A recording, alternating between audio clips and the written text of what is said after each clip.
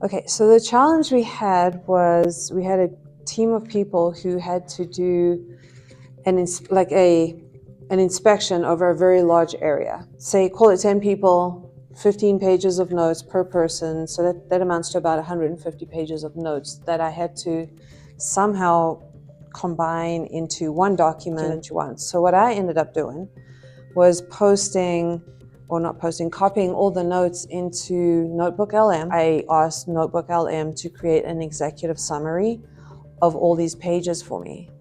And within less than 30 seconds, I had an executive summary of all these pages, all these code violations, all these issues.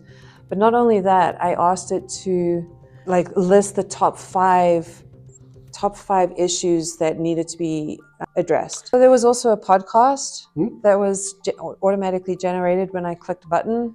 It was a 14-minute podcast, and it was really great because it gave you insight into all of these issues that we found on these parcels. And then when I was having a meeting with a whole bunch of people, we were talking, and one of the persons asked the question, well, we need to know exactly what was in this person's notes. So I was able to go in there while we were in the meeting and just say, generate a document that contains all of this person's notes for all the parcels.